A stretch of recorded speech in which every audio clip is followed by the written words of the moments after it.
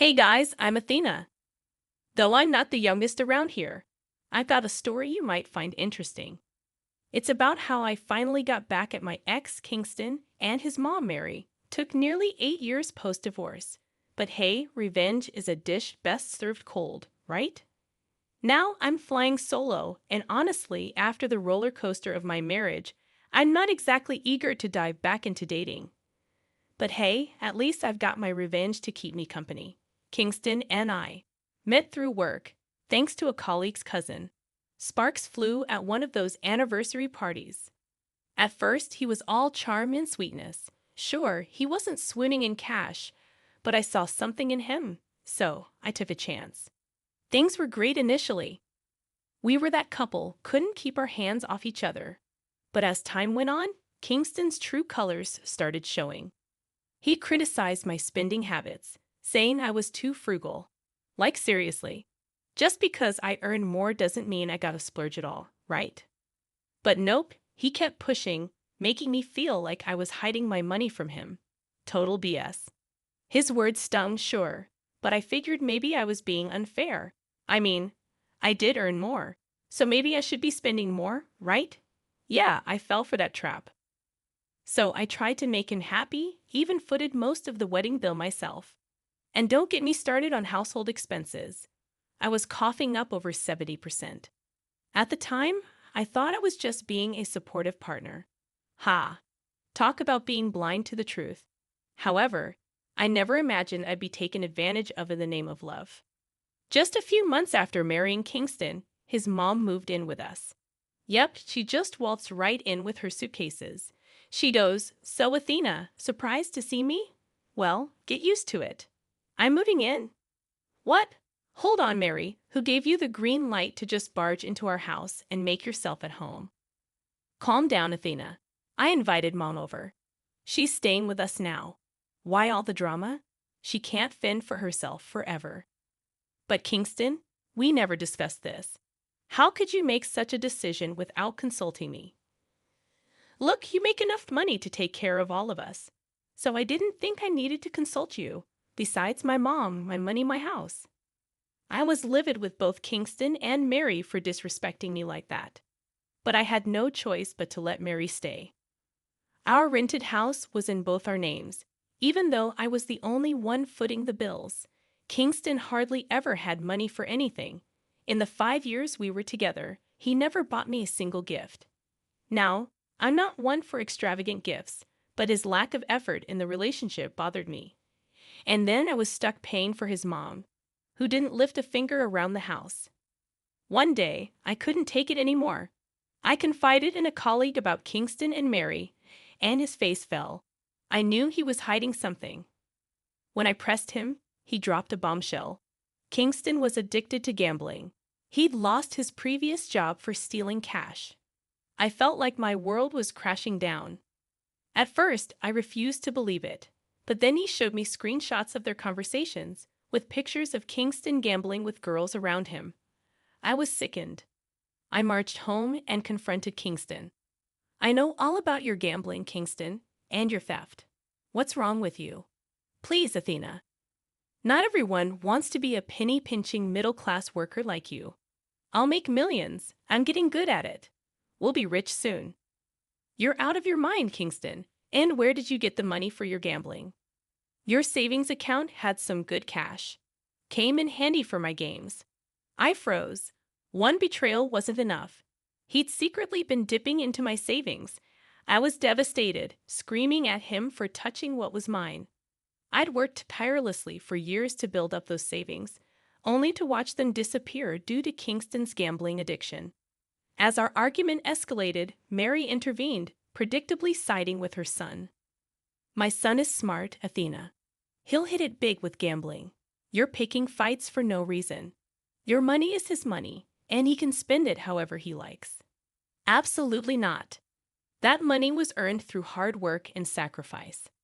I've been shouldering the household expenses practically solo, unaware that Kingston had lost his job and resorted to stealing from me to fund his addiction. Don't insult my son like that. He's doing you a favor. You're incapable of success on your own. Only Kingston can make something of his life. You're useless. Useless. You have some nerve calling me useless when you've been using my money. Neither you nor your son have lifted a finger to help me. I'm done with both of you. Kingston is a failure who will never amount to anything. I'm leaving. That was the moment I knew I had to divorce Kingston. Despite my love for him, the betrayal was too much to bear. I couldn't stay with a man who thought nothing of squandering my hard-earned money on gambling. I'd grown weary of our marriage long before. Kingston had shown no signs of improvement, so I made the decision to file for divorce. But getting an amicable divorce was a nightmare. My ex pulled out all the stops, begging me to stay before resorting to blackmail, threatening to take half my assets and demand alimony. His mother joined in, harassing me to reconcile. It took months of legal wrangling, with my lawyer finally convincing him to relinquish his claims to alimony and his share of the assets. I even threatened to press charges for bank theft due to his unauthorized withdrawals, which ultimately forced him to sign the divorce papers. At the end of it all, I still lost a significant amount of money due to Kingston's gambling. But even then, Kingston and Mary had one final insult to throw my way. You haven't won, Athena. You're just a worthless witch. Sure, you might be earning a lot now, but mark my words, one day I'll be richer than you. You'll come begging to me for money. We won't forget this insult, Athena. You abandoned my son and me when we needed you. One day you'll pay for it. Kingston will be more successful than you. Oh, we'll see about that. Let's wait and see who ends up doing the begging. Once the divorce was finalized, I left my job and moved to another state, eager to start fresh and put as much distance between myself and Kingston's family as possible. I landed a lucrative promotion, working hard and climbing the ranks over the years until I became a director, a dream come true. Meanwhile, Kingston continued his gambling habits and squandered whatever little money and assets he had left. He and Mary eventually moved to my state to escape their debtors. But then, a twist of fate, Kingston married a wealthy heiress, Riley, whose father was a business associate of mine. He complained to me about Riley and expressed suspicions about his new son-in-law. He also griped about Mary, calling her a freeloader. I stayed silent, knowing it wasn't yet time to take my revenge. Life was good for me until Mary unexpectedly called one day. Hello, Athena, it's Mary. I hope you haven't forgotten me. How could I forget Mary? The dear mother-in-law who mooched off me for years and helped her son steal my money. What's up? Well, Athena, my son isn't the failure you claimed. He's married to a beautiful girl now and has a new job that pays him $120,000 a year. Looks like he's finally successful. Your loss. I couldn't help but laugh. To me, her words were absurdly funny. Most of what she said was a lie. But she didn't realize that I already knew the truth. Instead, she seemed quiet and confused. When I finally got my laughter under control, I said, First of all, dear ex-mother-in-law, Kingston only gets $60K a year. There's no reason to lie to people, you know. And yes, I already have all the information about him. What do you mean? Are you accusing me of lying to you? And who told you that he earned $60K? Well, no one had to, Mary. Do you want to know how I found out? My assistant was the one who interviewed him yesterday. That's impossible. There's no way you're related to the company. It's a big enterprise, and you're just a worthless woman. Here's some news for you, Mary. I am a director at this company, so I'm well aware of how much Kingston can actually get. By the way, you're bold assuming he has got the job. Well, my son is pretty smart and won't have trouble getting the job. You and I both know that. Here's some more news for you, Mary. I checked his name on the list of candidates, and my assistant placed him at the bottom. Like I said 8 years ago, no sane company would hire him with a gap in his record. And don't worry, I will gladly inform his beautiful wife just how you and Kingston have been fooling her. When I said this, Mary started to change her stance completely. I could tell that my words got to her. She might be old, but she's not that dumb. I knew she had already Googled to see if my name popped up in the company. By now, she knew that I wasn't lying. So Mary resorted to begging. Okay, Athena, look. I see you've made it big in life, but you should also understand that my son has a lot of contributions to your success. You should keep that in mind and give him the job. Can't you just stop making me laugh, Mary? After everything you two have done, do you expect me to help you? I mean, you called me today to gloat about Kingston's apparent success. I just want people to know that he's not a loser. I was trying to prove a point. Anyway, he's married to a rich and beautiful girl. I'm sure she's even richer than you and will support him. Is that so, Mary? Then I think you will have no problem with me telling her the truth. I did see you on her Facebook. She thinks her husband has a 120 job and owns a lot of properties. Mind if I tell her the truth? No, Athena, listen to me. Don't do this to Kingston. You've come so far in life. Why do you want to dwell on the past? Have some pity on us and give Kingston the job. This is the least you can do after being such an unsupportive wife. I made it abundantly clear to Mary that I wouldn't lift a finger to help Kingston. He was perfectly capable of destroying his own reputation, and I had no intention of vouching for him, not even professionally. So instead of bothering me with their fake boasts, Mary should focus on helping her son find a job. Trust me, she would need all the luck she could get. After that, I hung up the phone, ignoring Mary's subsequent calls. I had no interest in indulging her tantrums. Instead, I swiftly got to work, instructing my assistant to send rejection letters to all the unsuccessful candidates, including Kingston. I wanted him to experience his humiliation firsthand. True to form, Kingston called me within an hour of receiving the rejection letter. I picked up, eager for a front row seat to his humiliation.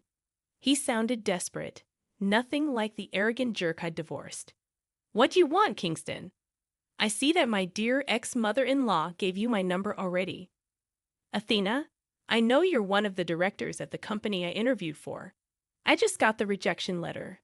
Please do something and help me get the job. I know you can help if you want to. Why do you think I would jeopardize my professional life for you? Do you think I'm mad? You have some nerve to ask me for a job after all these years. Look, I know I didn't treat you right back then, but I was still your husband. We do have some good memories. Please consider those and give me the job. My wife, Riley, will leave me if I don't get a job soon.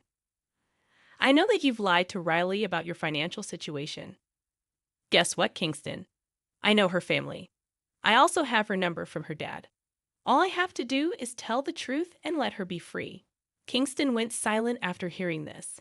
I knew I'd hit the jackpot with this information. My real revenge had just begun. He immediately started begging me not to tell Riley about everything. I hung up on him without another word. Next, I sent a quick text to Riley, asking her to call me. I explained who I was and hoped Kingston hadn't reached her before me. When she did call, I didn't mince words. Hi, Riley. My name is Athena, and I'm your father's friend. I also happen to be the ex-wife of your now husband. There are a few things you should know about Kingston. He has been lying to you.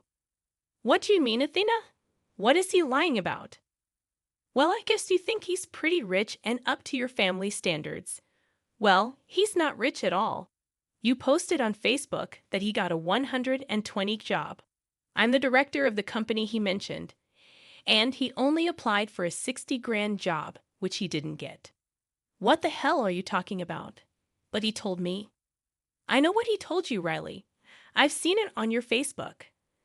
I know you might not believe me, but you can ask your dad. He can easily find out if Kingston is lying. But I don't understand. Why would Kingston lie to me? Because he wanted to take over your inheritance and properties. He always wanted a luxurious life for himself, and he's a gambler. Unfortunately, we divorced because I refused to fund his lifestyle, support his gambling habits. His mother supports him. Anyway, I don't know what he told you, but that's the truth. You can ask around if you're doubtful about me. I don't want you to be stuck with a liar and a loser. Thank you, Athena. I'll dig for more information and find out. Also, don't worry. I made him sign a prenup and only agreed to remove it once he gets a job. Looks like that won't be happening after all. With that, I finished my part of the revenge. The aftermath was glorious. Mary and Kingston initially kept calling me and begging me to help them. Meanwhile, Riley was on Kingston's case and uncovered the truth herself. Her father was also furious and promised to see the end of Kingston's lies. After 2 days, the tone of the texts I received from Mary and Kingston changed. They called me a witch and a jerk for destroying Kingston's marriage. Riley and her dad confronted him and filed for divorce. Since Riley still had the prenup in place, none of her assets would go to Kingston. Instead, Kingston would now have to hire a lawyer to work through the divorce. Mary and Kingston kept harassing me until I threatened to expose them online. That made them stop contacting me. Last I heard, Kingston still comes by our company to see if there's a position open. Sources say that Mary and Kingston are constantly fighting about money problems.